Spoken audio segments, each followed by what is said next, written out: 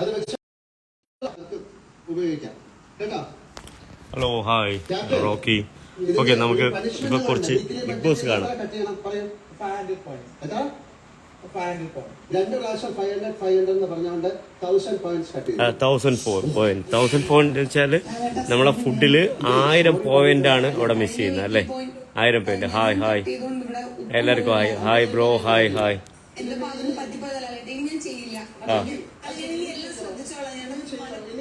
നൂറ അല്ലല്ല, ജാസ്മിൻ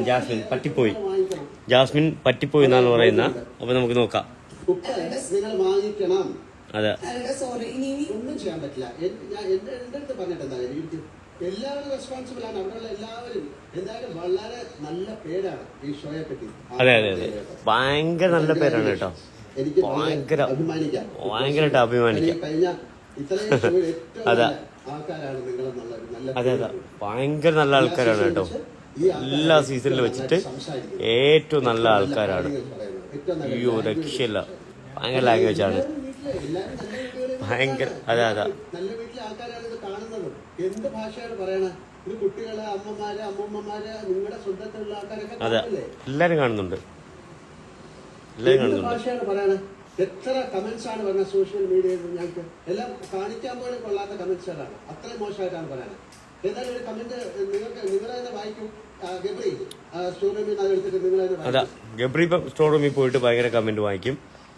ഗബ്രി ഭയങ്കരമായിട്ട് കമന്റ് വായിക്കുന്ന ഒരാളാണ്, അറിയാലോ. അപ്പം ഗബ്രി വായിക്കട്ടെ. ബാക്ക് ടു മൈ ലൈഫ് എന്ന അക്കൗണ്ടിൽ നിന്ന് വന്നിട്ടുള്ള ഒരു കമന്റ് ആണ്. സത്യം പറയാലോ, ഇത്രയും സ്റ്റാൻഡേർഡ് ഇല്ലാത്തൊരു ബിഗ് ബോസ് സീസൺ ഇതുവരെ കണ്ടിട്ടില്ല. എന്ത് സംസ്കാരമില്ലാത്ത കണ്ടന്റ്സ് ആണ് ജാസ്മിനും ഗബ്രിയും ജിൻഡോയും ഒക്കെ. എന്താ സംസാരം? ഇതാണോ സംസ്കാരം? കുട്ടികളൊക്കെ കാണുന്ന പരിപാടിയല്ലേ? ഇതിൽ നിന്ന് എന്താണ് പഠിക്കേണ്ടത്? കഴിഞ്ഞ പ്രാവശ്യത്തെ സീസണിൽ Riyas, Robin, Blesslee provoking game ഒക്കെ സ്റ്റാൻഡേർഡ് ആയിരുന്നു. സീസൺ 1, 2, 3, 4, 5 ഒന്നിലും ഇത്ര നിലവാരമില്ലാത്ത കണ്ടസ്റ്റൻസിനെ കണ്ടിട്ടില്ല.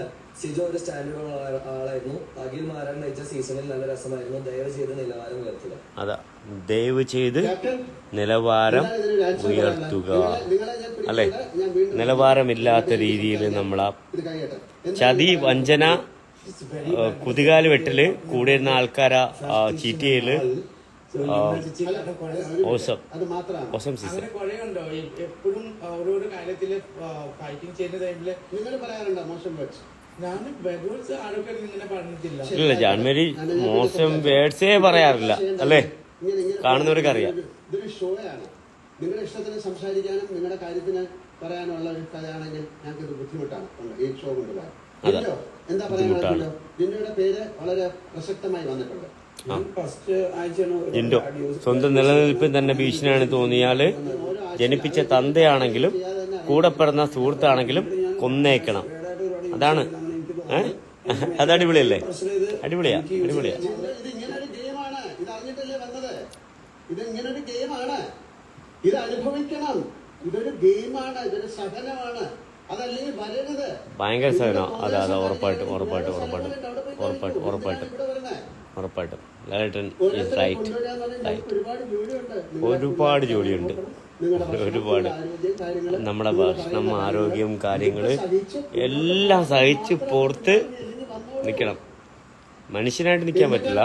യന്ത്രമനുഷ്യനായിട്ട് നിൽക്കാം, മനുഷ്യനായിട്ട് പറ്റില്ല. ഗബ്രിക്ക് ഒരു തേങ്ങയും പറയാനില്ല, അത്രേ ഉള്ളൂ. ആ സമയത്ത് ദേഷ്യത്തിൽ പെട്ടെന്ന് പറഞ്ഞു പോയത്. ബിഗ് ബോസ് വീട്ടിലല്ല പറയണ്ടേ.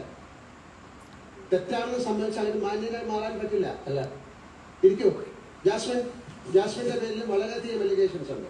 സംസാരിക്കുന്ന ഭാഷ മറ്റേ എന്റെ ആപ്പാക്ക് എത്ര ബ്ലോക്ക് ഉണ്ട്? ഞാൻ ഇപ്പൊ പറഞ്ഞായിരുന്നു, നമ്മളെ പേർക്കോട് ജംഗ്ഷനിൽ 4 ബ്ലോക്ക് ഉണ്ടെന്ന്. പേർക്കോട് ജംഗ്ഷനിൽ 4 ബ്ലോക്ക് ഉണ്ടെന്ന് ഞാൻ ആ ടൈമിൽ പറഞ്ഞായിരുന്നു ലൈവില്. അത് കാണിച്ചിട്ടില്ല. 4 ബ്ലോക്ക് ഉണ്ട് കേട്ടോ പേർക്കോട് ജംഗ്ഷനിൽ.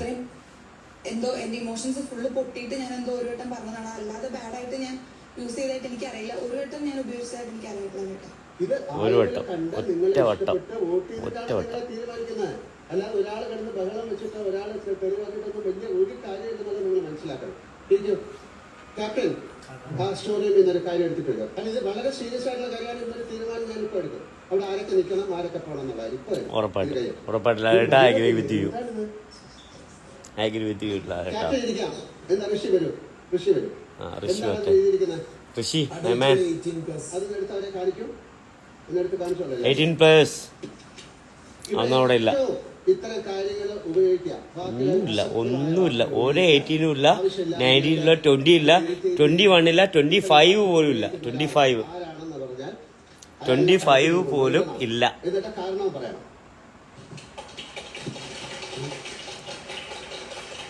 എന്താ കാരണം? എന്ത് കാരണം? എന്തിന്റെ പേരിലാണെങ്കിലും ഗബ്രി പ്രൊവോക്കായി കുറച്ച് തെറിവാക്ക് യൂസ് ചെയ്യുന്നുണ്ടായിരുന്നു സ്റ്റാർട്ടിങ്ങില്. ഇല്ല കുറച്ചൊന്നും അല്ല.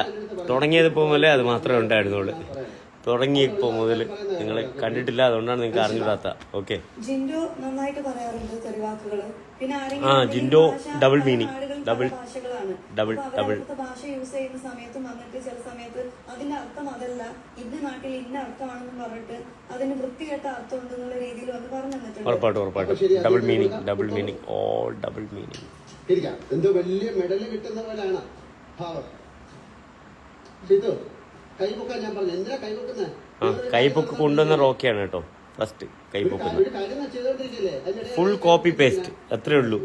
നമുക്ക് കുറച്ച് വൈൽഡ് കാർഡൊക്കെ വന്നിട്ടുണ്ട്, നമുക്ക് നോക്കാം എത്രത്തോളം കോപ്പി പേസ്റ്റ് ആണെന്ന്. ഓക്കെ, എല്ലാവർക്കും വിഷമമുണ്ട്. എല്ലാ വിഷമം ഇന്ന് ശരിയാക്കി തരാം, വിഷമമൊക്കെ മാറ്റി തരാം.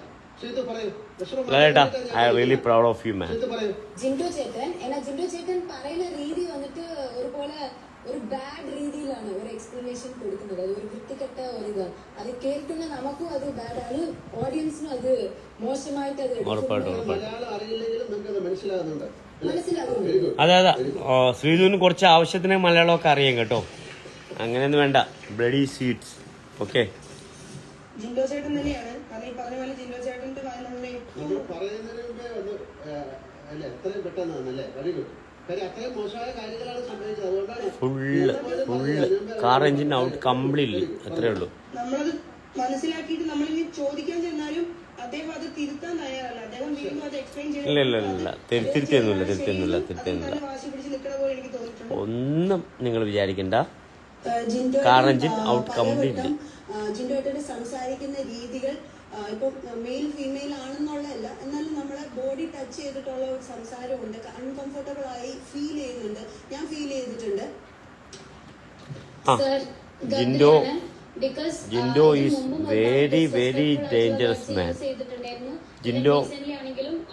ജിൻഡോ ഒരുപാട് പഠിച്ചിട്ടുണ്ട് ബിഗ് ബോസിൽ. ഹൗ ടു വിൻ ബിഗ് ബോസിന്റെ ഈസിയസ്റ്റ് വേ. പക്ഷെ അത് പഠിച്ചത് ജിൻഡോ ആയിപ്പോയി. അത് മാത്രമേ ഉള്ളൂ. പഠിച്ചത് ജിൻഡോ ആയിപ്പോയി, അത്രേ ഉള്ളൂ. ജിൻഡോ പഠിച്ചിട്ടുണ്ട് കാര്യങ്ങൾ.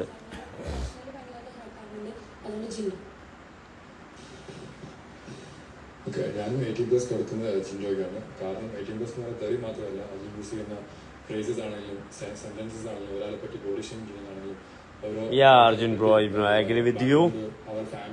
You deserve it. ഞാൻ ഫസ്റ്റ് പറഞ്ഞ പോലെ you deserve it. I really support you man.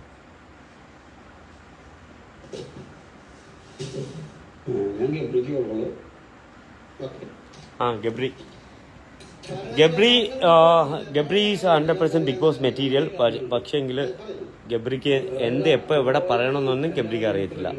നമ്മുടെ ലാംഗ്വേജ് ഇത് ഇന്ന നാട്ടിൽ ചീത്തയാണെന്ന് പറഞ്ഞാൽ പോലും അതും വീണ്ടും റിപ്പീറ്റ് ചെയ്ത് വിളിക്കാം. അങ്ങനെ പല കാര്യങ്ങളും. പിന്നെ ഞാനെന്ന് വെച്ചാൽ ബാത്റൂമിൽ വെച്ചിട്ട് അദ്ദേഹത്തിന് പ്രൊഫഷണൽ ആയിട്ടുള്ള കാര്യങ്ങളാണ് ഞാൻ കാണിച്ചു കൊടുത്തത്. മറ്റേ നിന്റെ എൻ്റെ അടുത്ത് നിന്ന് ഡ്രസ്സ് ഇല്ലാണ്ട് വന്നിട്ടുണ്ടായിരുന്നു.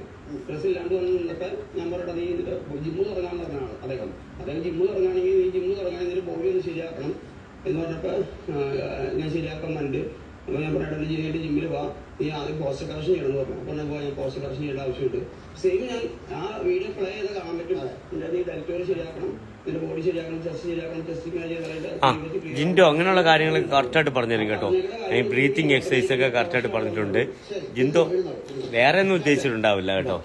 എന്റെ പേര് എല്ലാവർക്കും അറിയാം. പക്ഷെ ആ ദിവസം ജസ്റ്റിന് ഒരു വാക്ക് പറഞ്ഞ് ഫ്രസ്ട്രേഷൻ പറഞ്ഞ് അതാ ഒരു ചെറിയ വാക്കല്ല.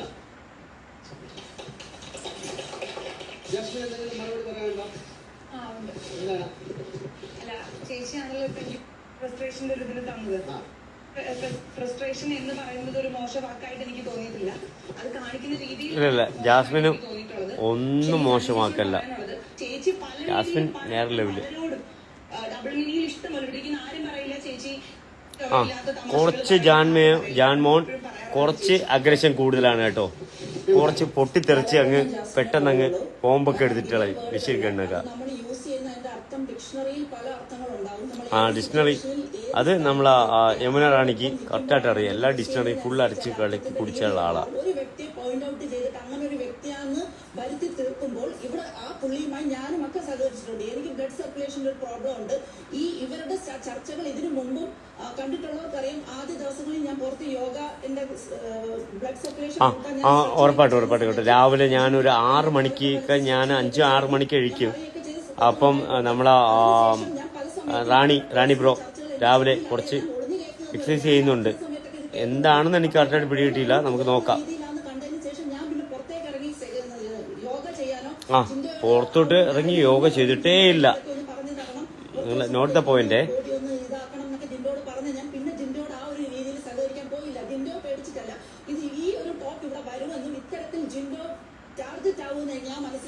ആ ഉറപ്പായിട്ടും മനസ്സിലാക്കിയിട്ടുണ്ട്.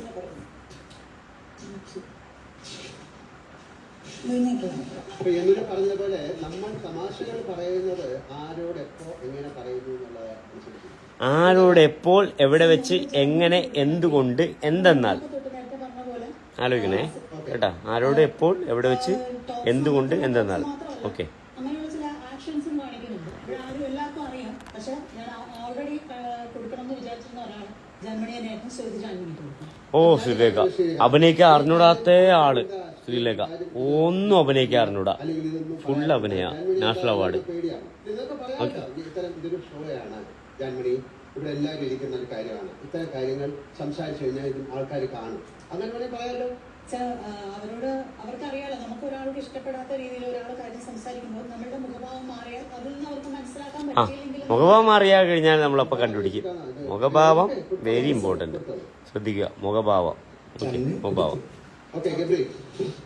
ഞാനിത് ജിൻഡോ ചേട്ടൻ തന്നെയാണ് കൊടുക്കുന്നത്. കാരണം ആദ്യത്തെ ആഴ്ച തൊട്ട് മുതൽ തന്നെ ഒരുപാട് അതെ കൂടുതൽ ഡയലോഗ് അടിക്കണ്ട. നീ കൊടുത്തോ അത്രേ ഉള്ളൂ. അതേട്ടൻ വേറെ level.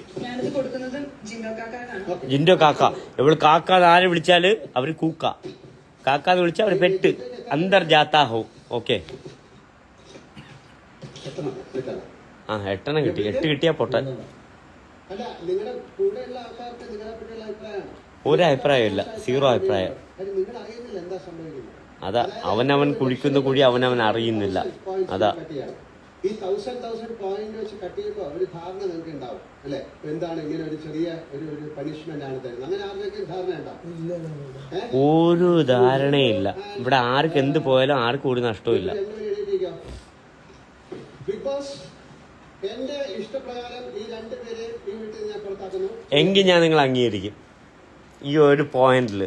ലാലേട്ടാ I really proud of you man. ഈ ഒറ്റ പോയിന്റിൽ നിങ്ങൾ വെളിയിൽ വിട്ട ഐ റിയലി സല്യൂട്ട് മാൻ. തിരിച്ച് വിളിച്ച റോക്കിന്റെ സ്വഭാവം മാറും. അത്രേ ഉള്ളൂ. പക്ഷേ ലാലേട്ടാ I really proud of you. 2 പേരും ഫേക്ക്. അട്ട ഫേക്ക്.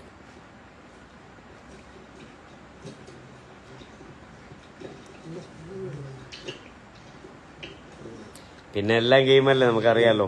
ബിഗ് ബോസ് ആണ്, എന്തും സംഭവിക്കും. കാത്തിരുന്ന് കാണാം. ആരകത്ത് വരും ആര് പുറത്ത് പോകുന്നുള്ളത് നമുക്ക് കാത്തിരുന്ന് കാണാം അല്ലേ? അതല്ലേ എൻ്റെ രീതി അല്ലേ? അത്രേ ഉള്ളൂ.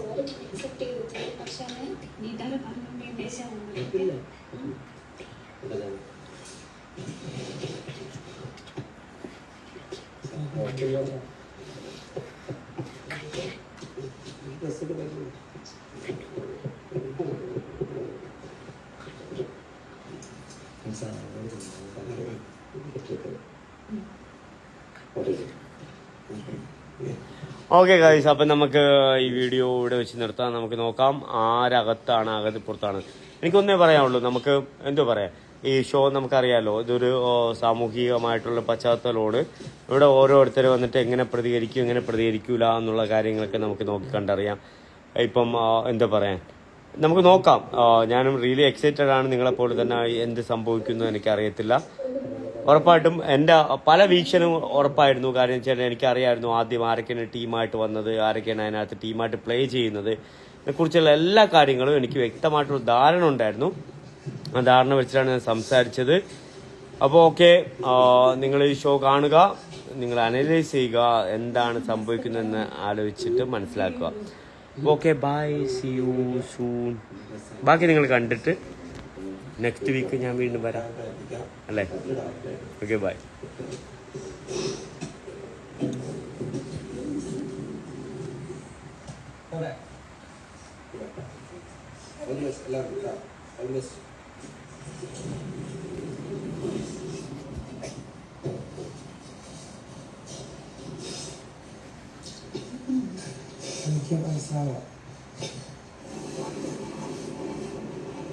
നമുക്ക് സീക്രട്ട് റൂം ഉണ്ടോ ഇല്ല എന്നുള്ള കാര്യം നമുക്കറിയത്തില്ല. സീക്രട്ട് റൂം കഴിഞ്ഞാൽ ചിലപ്പോൾ കാണാം, ചിലപ്പം പോയ ആൾക്കാർ തിരിച്ചു വരാം. എനിക്ക് വ്യക്തിപരമായിട്ട് ഇപ്പം ഗബ്രി ആയിരുന്നാലും ശരി, അതുപോലെ ജിൻഡു ആയിരുന്നാലും ശരി, അതുപോലെ ജാസ്മിൻ ആയിരുന്നാലും ആരടുത്തും എനിക്ക് വ്യക്തിപരമായിട്ടുള്ള യാതൊരുവിധ വിദ്വേഷവും ഇല്ല. പക്ഷേങ്കിൽ എനിക്ക് ആശയപരമായിട്ട് ഇവരുടെ അടുത്ത് എല്ലാവർക്കും വിദ്വേഷമുണ്ട്. നമുക്ക് നോക്കാം ആശയപരമായിട്ട് എന്താണ് സംഭവിക്കുന്നതെന്ന്. പുതിയ കുറച്ച് ആൾക്കാർ വരാനുണ്ട്, നമുക്ക് അവരെ നോക്കാം എന്താണെന്ന്. ഓക്കെ, അപ്പോൾ ഓക്കെ. വേറൊരു കാര്യം എന്ന് വെച്ച് കഴിഞ്ഞാൽ, ഇപ്പോൾ എനിക്ക് ഈ ലൈവിൽ നിങ്ങളുടെ അടുത്ത് പറയാനുള്ള ഒന്നിൻ്റെ കാര്യം എന്ന് വെച്ച് കഴിഞ്ഞാൽ, റോക്കി അവിടെ ഓരോ ദിവസവും എന്തായിരുന്നു അത് തന്നെയായിരുന്നു. നിങ്ങൾ ഈ ഷോ ഫുള്ളായിട്ട് കാണുക, 100 days കാണുക, കണ്ടിട്ട് നിങ്ങൾ എന്നെ വിലയിരുത്തുക. എനിക്ക് അത്രേ പറയാനുള്ളൂ. നിങ്ങൾ കാണുക, കണ്ടിട്ട് വിലയിരുത്തുക. റോക്കി ചെയ്തതിൽ 1% ന്യായം ഉണ്ടോ ഇല്ലയോ, അത്രയേ ഉള്ളൂ. അപ്പം നമുക്ക് ഈ ലൈവ് ഇവിടെ വെച്ചിട്ട് അവസാനിപ്പിക്കാം. Okay, bye, see you soon guys. അടുത്ത ലൈവ് കാണാം.